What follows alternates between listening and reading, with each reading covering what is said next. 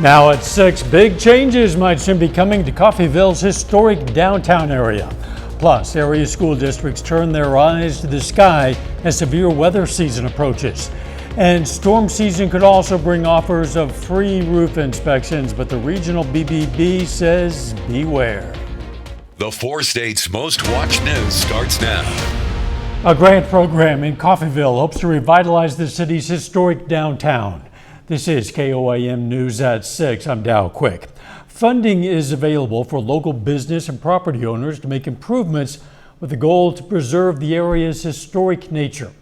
KOAM Samantha Walker explains how city staff hopes the program could bring new energy to downtown.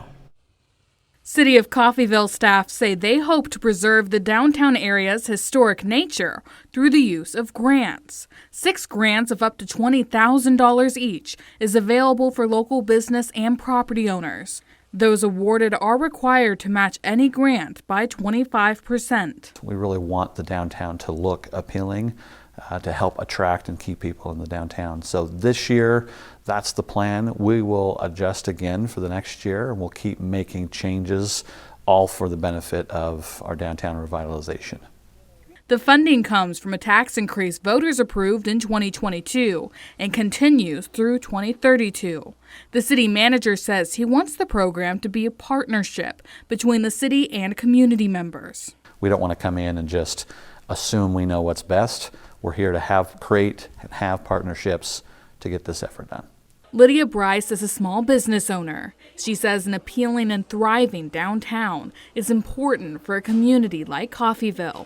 It's discouraging to walk through a downtown that there's nothing going on. People feel kind of like it's a ghost town almost. And so if you can revive the community, it also builds community spirit. City staff say they hope the grant program will do just that, encouraging visitors and locals to go downtown. We want those people that are living there, working there, stopping by to shop to feel at home, feel like a place they want to stay. Bryce says the grant program still requires a big investment from small businesses, and the 25% match may be a hurdle. But she hopes the program inspires improvement in whatever ways possible. Especially communities with history, it's worth trying to save the buildings and help the business owners and actually reviving a community. Reporting in Coffeyville, Samantha Walker, KOAM News. The spring round of applications closes on March 15th. The fall round opens in June. You can learn more about the grant program and how to apply on our website. Of course, that's KOAMnewsnow.com. Let's check in with meteorologist Lindsay Gaffney now for a first look at the weather. Well, we've got a severe threat going on tonight and tomorrow. Starting as early as 11 p.m. tonight, we've got a low to elevated risk, especially elevated risk out there in our western counties. Now, the main threat is going to be wind. We have that elevated risk out for wind, but hail and tornado threat as well. It's pretty low, but we're going to keep an eye on that. Now, winds are gusting up to 40 miles per hour currently, and they're going to continue to strengthen as we head into this evening as well. Now, storms haven't quite fired off yet, but we've already got wind advisories and high wind warnings. High wind warning out there in the yellow for Kansas counties. The rest of us are under a wind advisory, and this is until Wednesday because the winds aren't going anywhere anytime soon. Now, our cold front is approaching. You can see where the line starts and that dry front pushes in. Now, storms haven't quite fired up just yet, but they will start to as we head into this evening, most likely holding off until after midnight in our area. But you can see where the spike hits our more popular downtown Joplin area. But I'm going to have a full forecast coming up. See you soon. We're closing in on severe weather season that has local districts planning for possible severe weather events. The past couple of years, our area has experienced tornado warnings near the end of the school day. In recent cases, class has still been in session and students and staff have taken shelter on campus. District officials say they closely monitor severe weather events while school is in session.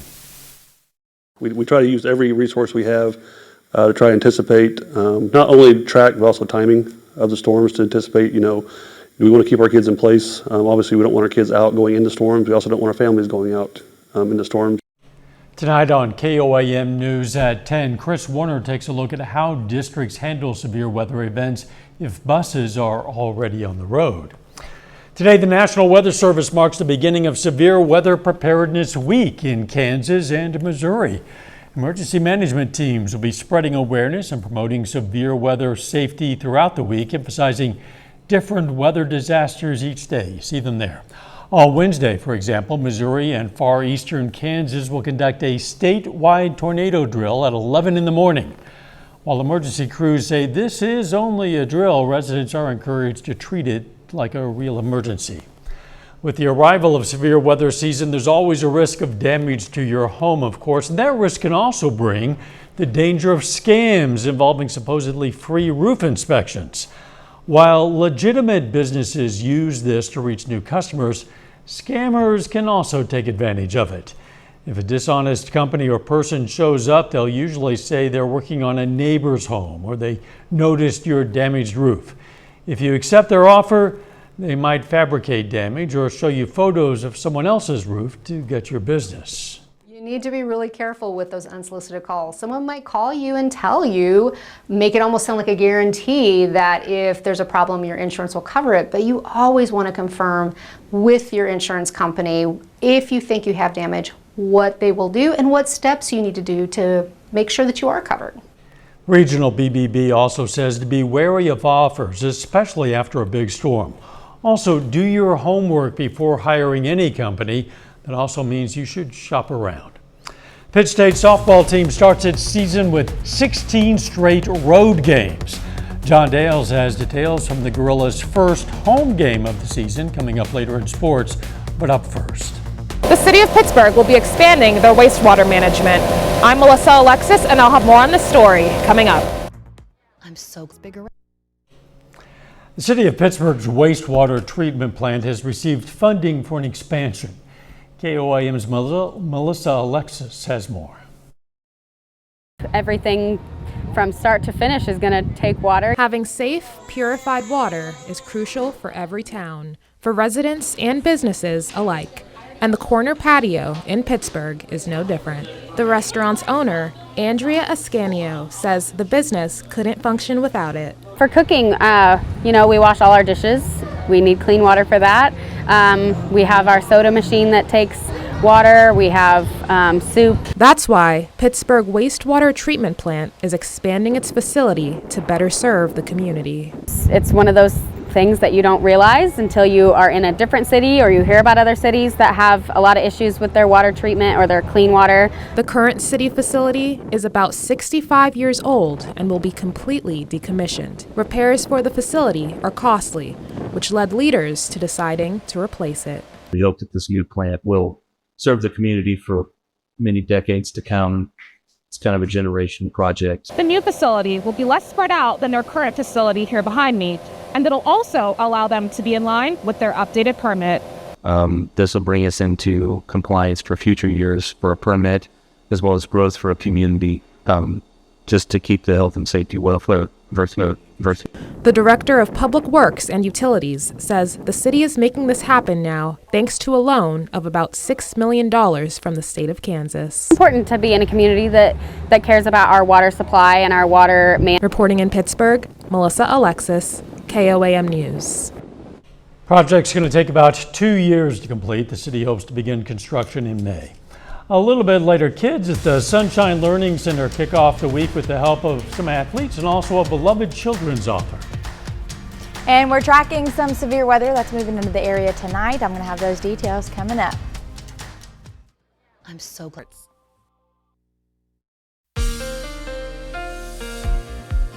Well, we've got a lot going on tonight, a lot of modes of severe weather. Let's go ahead and jump right into it. Taking a look outside downtown Joplin from the Cornell Arts and Entertainment Complex. We've got overcast skies right now, which is a good thing. It hinders severe weather development. And we also have pretty strong winds out of the south. Those are going to continue to gust 30 to 40 miles per hour through the rest of this evening. Now, storms have not quite started to fire off yet. You can see where our cold front is and our dry line right behind it. That's going to be moving in over the next several hours. Tonight, we've got a low risk for hail, low risk for tornadoes, but an elevated risk for winds, especially right when those storms do start to push into the area. Tomorrow, which is going to be early in the morning and all the way till mid-afternoon, we've got a marginal risk for severe weather for most of us, and then out there Delaware County and Benton County out in Oklahoma and Arkansas, we've got a slight risk for severe weather. Now, winds are going to be our main threat for this system in total. We've got winds gusting 30 to 40 miles per hour through this evening.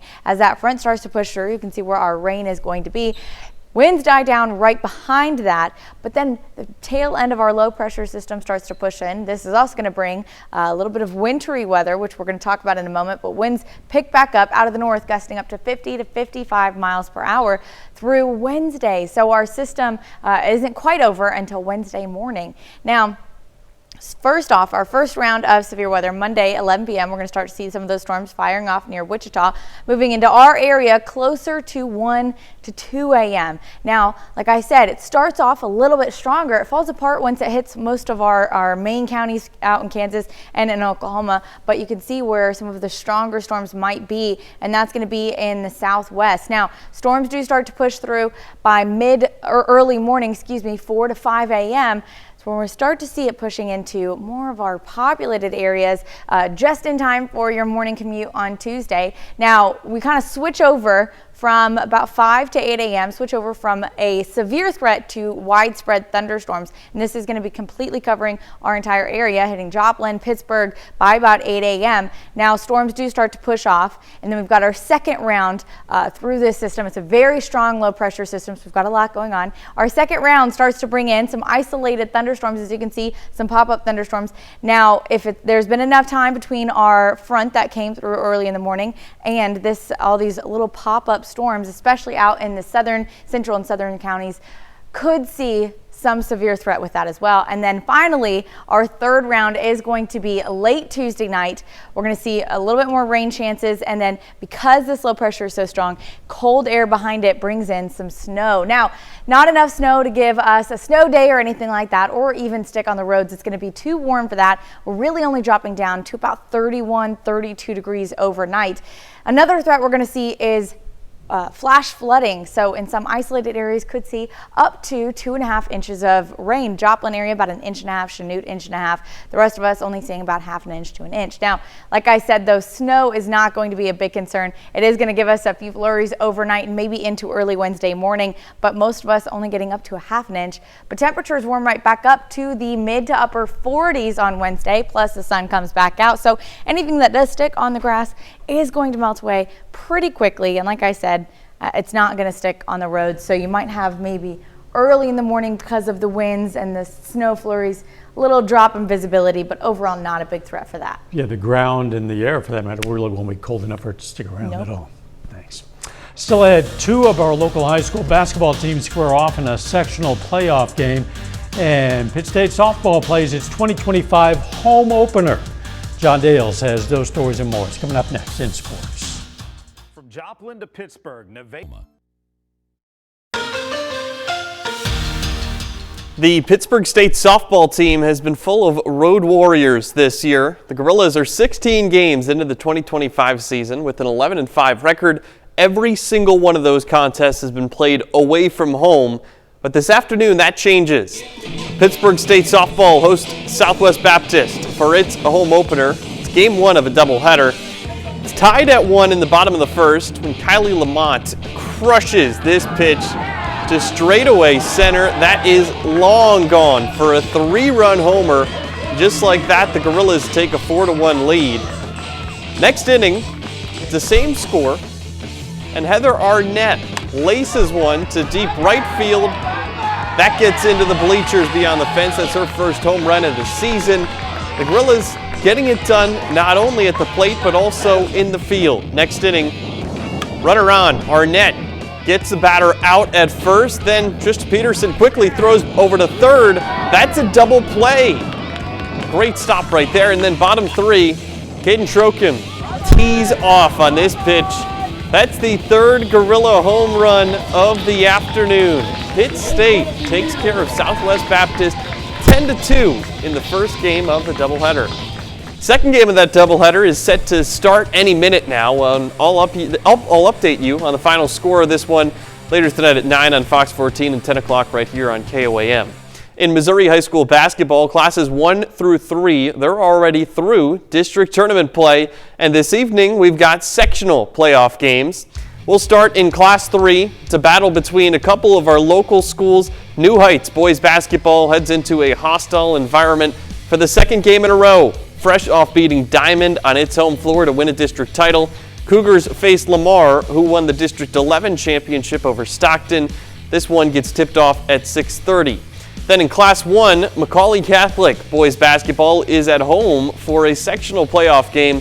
Warriors play host to Drexel. It's the only meeting of the year between these two teams, and they've got very similar records. MC is 20-8. Drexel is 19-9. This game got tipped off at 6, and of course I'll update you on the final score later this evening. High school wrestling season has officially come and gone for the 2024-25 school year, and over the weekend, our local schools and our local athletes well represented at the various state championships across all levels. Here's a look at our local wrestlers who win individual state championships. We'll start in Kansas. At 110 pounds, Fort Scott's Kenna Miles, she's the 4A state champion. Caitlin McAtee from Girard, she wins state at the 155-pound weight class, as does Chanute's Kylie Dillow, both of those in 4A. And then in 5A, Pittsburgh's Harper Holmes, she's the 110-pound state champion.